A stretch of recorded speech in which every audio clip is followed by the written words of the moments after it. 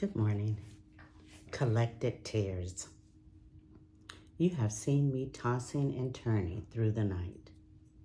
You have collected all my tears and preserved them in your bottle. You have recorded everyone in your book. Psalm chapter 56, verse 8.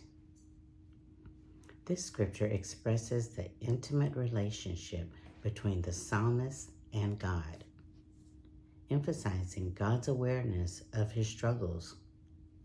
It reflects God's tender compassion and care, indicating that he values the psalmist's pain and experiences. The image of God collecting tears in a bottle symbolizes his empathy and the significance of our sorrow to him. Overall, this verse serves as a comforting reminder of God's love and attentiveness to us. Our grief is near to God's heart. He longs to console us, to stroke our hair, to wipe away our tears, and to whisper comfort. He counts the nights we toss and turn. He collects our tears. God isn't absent in our sorrow, rather the opposite. He is closer than ever. So don't be afraid to come to him with your grief. Share with him your deepest feelings in your heart without holding back. In his presence, you will find comfort, hope, compassion, and more love than you could imagine. Collected tears. Now, as strong and mighty as God is, we might think, he doesn't care about us like that. He has so many other things to be concerned with or that's going on. Why would he be concerned if we're crying or if we're upset or worried? But he is.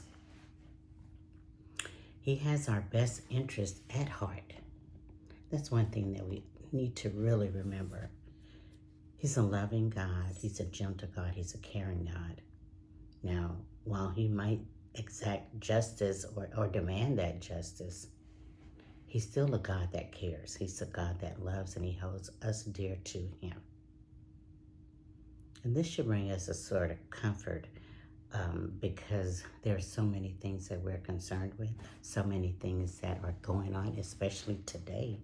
We might get to feeling that no one cares.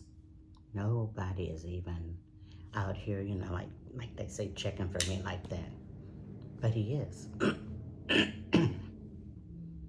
And he doesn't want to see us just so depressed or so downhearted about all the things that are going on.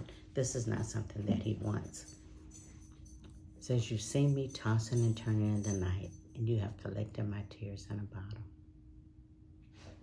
To collect something, that means you care or have sympathy or empathy.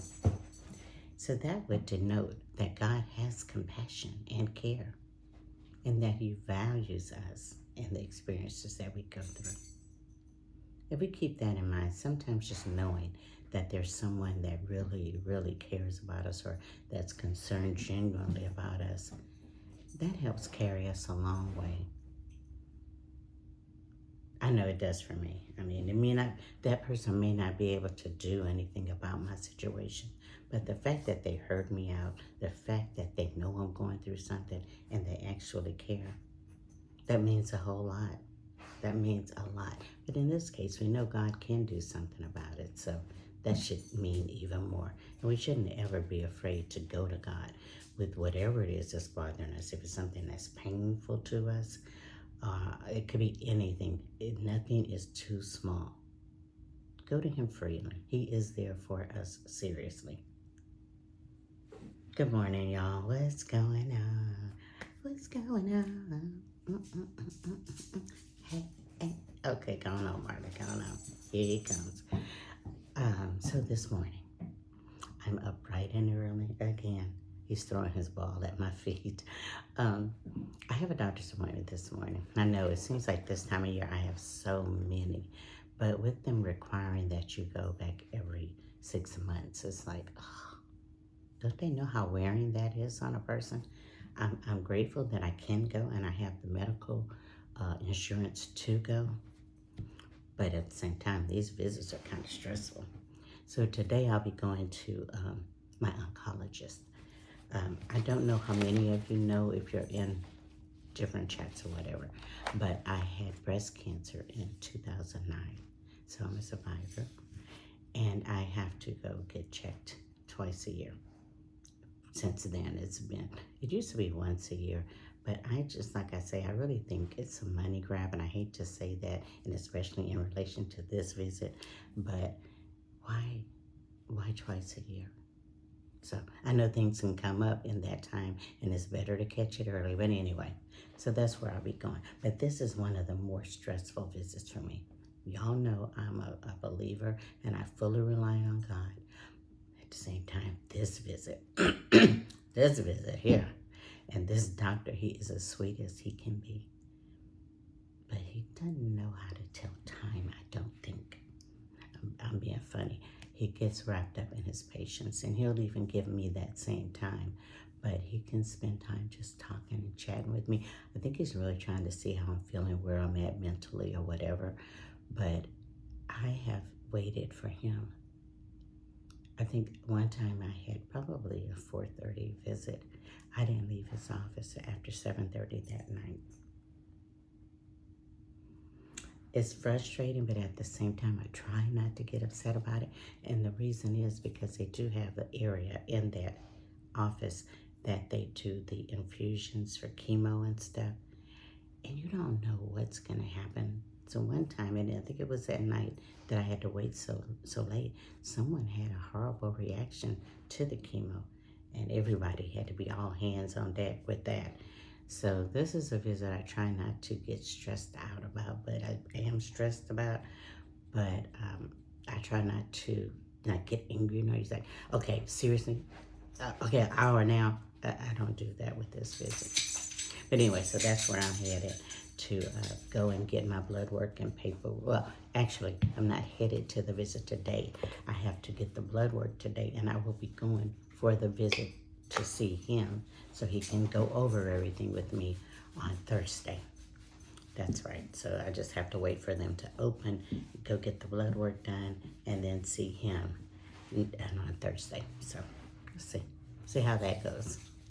Other than that, that's about it for me. How's it going with y'all? Everything going okay? What y'all got planned for today? Whatever it is, you know what I'm going to tell you. Be kind. No excuse. If God can be kind to us, who in the world are we that we can't be kind to people? God being kind, and you can't? Get yourself together. Get yourself together. Anyway, whatever it is you do, be kind to one another, because we are all going through so many different things right now. And you don't want to add to another person's stress, nor to yourself, because it's stressful enough just having to remain in that negative state. So don't do that. And forgive yourself, because God has already forgiven you. Whatever it is you've done, He's already forgiven you. So let it go. Be kind.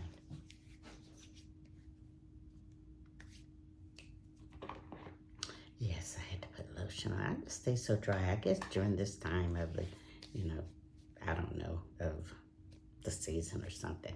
I stay so very dry. There we go. I don't know why it's not showing as well as I'd like it to. But there it is. Okay. One time for the one time. One time for the one time. Hey, one time for the one time. One time for the one time. Hey, I like the little puffs on these sleeves. Oh, anyway, okay. Y'all have a great day, and I'll talk to you soon.